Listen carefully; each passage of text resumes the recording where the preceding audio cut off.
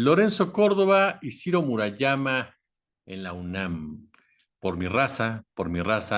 hablará. ¿Qué tal? ¿Cómo están amigos y amigas de esta comunidad? La presencia de estos dos personajes en nuestra máxima casa de estudios evidencia varios puntos, tiene muchas aristas, sin duda alguna, que nos permiten darnos cuenta de todo el entramado, de todo un sistema que involucra a cada uno de los actores que de una u otra forma tienen un peso específico en la vida de este país. Y me explico. Lorenzo Córdoba y Ciro Murayama saltan al escenario protagónico a raíz de la victoria de Morena en el 2018, pero sobre todo por sus actitudes, por sus acciones en contra del gobierno de Andrés Manuel López Obrador o en respuesta a los señalamientos que hacía en su contra el político tabasqueño. Lejos de ser un árbitro imparcial, un árbitro que no se involucrara en temas que no le competían, ellos decidieron ser un árbitro protagónico, un árbitro soberbio, un árbitro que en su mente consideraron que la democracia estaba en riesgo y que por lo mismo necesitaban ser unos verdaderos cruzados, por lo menos en la narrativa oficial. Y en la práctica, Lorenzo Córdoba y Ciro Murayama defendían intereses de un sistema que ha operado impunemente en este país y que fue consolidando instituciones bajo sus propias reglas y bajo sus propios intereses, no con la intención de fortalecer un Estado democrático, no con la intención de fortalecer la participación ciudadana, no con la intención de que las cosas fueran más parejas. Porque ¿qué tipo de democracia habíamos construido en México cuando en varias regiones de este país el crimen organizado te pone una pistola y te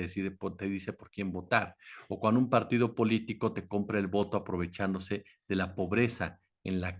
que vives, o cuando las posibilidades para sectores vulnerables no son las mismas ni siquiera de sufragar, es decir, que este concepto constitucional de votar y ser votado al que todos tenemos derecho no se aplica realmente en las comunidades originarias, no se aplica en sectores vulnerables, ni mucho menos, o cuesta mucho, pero mucho más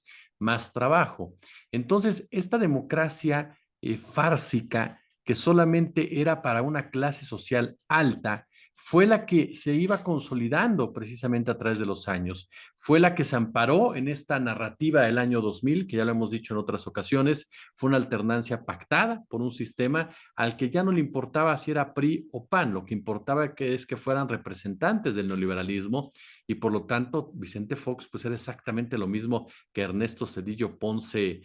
de León. Y después la llegada de Felipe Calderón Hinojosa fue el mejor ejemplo de lo que planteamos, un instituto electoral totalmente entregado a ese tipo de intereses, tenían que defender a ultranza el que el sistema neoliberal se mantuviera en el poder, no podían perder frente a Andrés Manuel López Obrador, que representaba una alternativa, que representaba otra forma de hacer y ver las cosas. No era momento para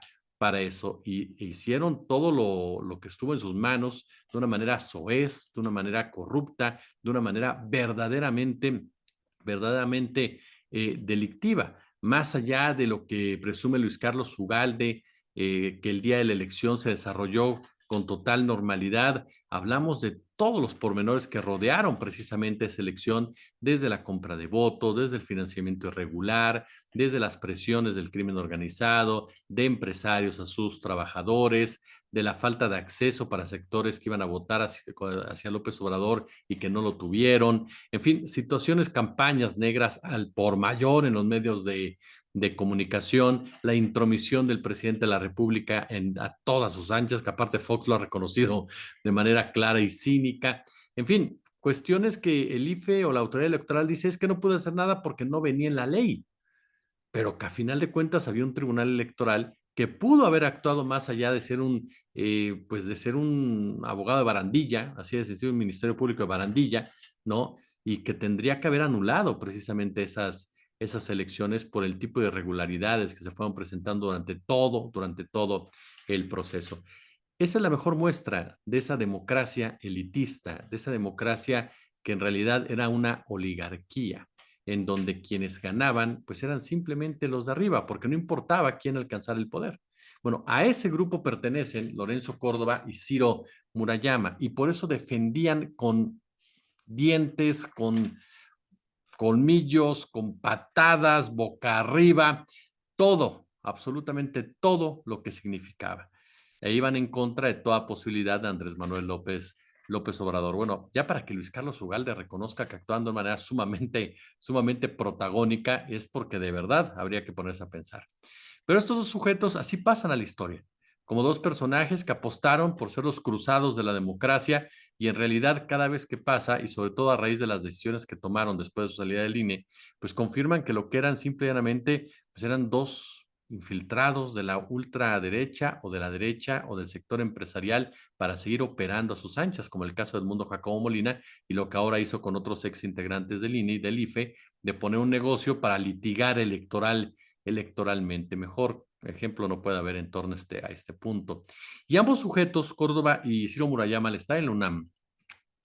representan también lo que es una discusión que se quedó estancada, pero que vale la pena analizar tarde o temprano, que es la derechización de la UNAM. La UNAM tiene muchos años, muchos, pero muchos años, con una fuerte presencia de derecha entre sus académicos, sus rectores y sus directores. Es cierto, hay todavía maestros, por supuesto, hay mentores que son de una tendencia de izquierda, dependiendo muchas veces de la carrera o facultad a la cual tú te integres, pero en la gran mayoría existe preceptos